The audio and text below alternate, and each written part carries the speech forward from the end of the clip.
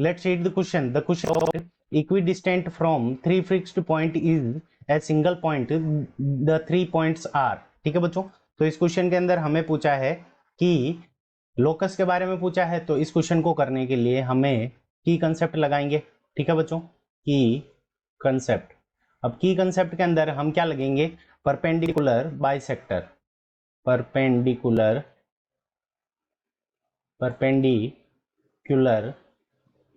Bisector. ठीक है बच्चों, परपेंडिकुलर बाइसेक्टर की हम क्या करेंगे? डेफिनेशन को यूज करेंगे। ठीक है बच्चों, अब परपेंडिकुलर बाइसेक्टर क्या होता है? तो परपेंडिकुलर बाइसेक्टर की डेफिनेशन क्या होती है? Is a locus of point, locus of a point which is equidistant, which is equidistant, which is equidistant from, which is equidistant from two, which is equidistant from two fixed points, two fixed points. ठीक है बच्चों, तो दो fixed point से अगर वो कोई point का लोकस हो तो वो हमारा क्या होता है? Perpendicular bisector. अब परपेंडिकुलर बाइसेक्टर क्या होती है? लाइन होती है।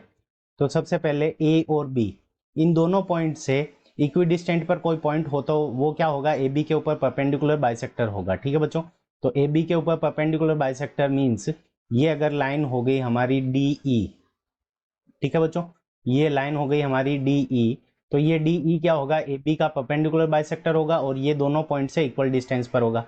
तो अब इस पॉइंट सी, यहाँ पे ये क्या होगा? इस सी पॉइंट से इक्विडिस्टेंट नहीं होगा क्योंकि सी पॉइंट से ये क्या करेगा? स्टार्ट होगा। ठीक है बच्चों, तो ये तीनों ही पॉइंट हमारे क्या होने चाहिए? नॉन कोलिनियर होने चाहिए। ठीक है बच्चों, इसको हम एक एग्जांपल से और देख लेते हैं। तो ये तीनों पॉइंट अगर कोलिनियर हो, जैसे मान लो ए बी एंड सी, अगर तीनों पॉइंट कोलिनियर हो तो ए बी से इक्वल डिस्टेंस पर पॉइंट क्या होगा? कि वो ए बी के परपेंडिकुलर बाइसेक्टर पर लाई करेगा। ठीक है बच्चों, ए बी से इक्वल डिस्टेंस पर पॉइंट होगा वो इस ए बी के परपेंडिकुलर बाइसेक्टर पर लाई करेगा, और बी सी का बी सी से इक्वल डिस्टेंस पर होगा तो वो बी सी के परपेंडिकुलर बाइसेक्टर पर लाई करेगा। ठीक है बच्चों, तो अगर वो एक ही पॉइंट पे लाई कर सकता है, या तो ए बी का परपेंडिकुलर बाइसेक्टर हो तो वो इस लाइन एल के ऊपर लाई कर सकता है, लाइन एल के ऊपर, और यहाँ पे ये लाइन एम के ऊपर लाई कर सकता है। ठीक है बच्चों, तो या तो वो एल पे लाइन करेगा या एम पे लाई करेगा, यानी तीनों से इक्वल डिस्टेंस पर अगर पॉइंट हो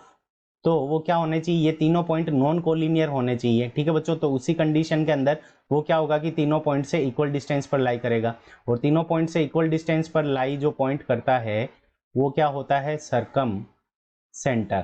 ठीक है बच्चों, सर्कम सेंटर। जो सर्कम सेंटर होता है हमारा वो क्या होता है? कि तीनों पॉइंट से इक्वल डिस्टेंस पर लाई करता है, सर्कम सेंटर।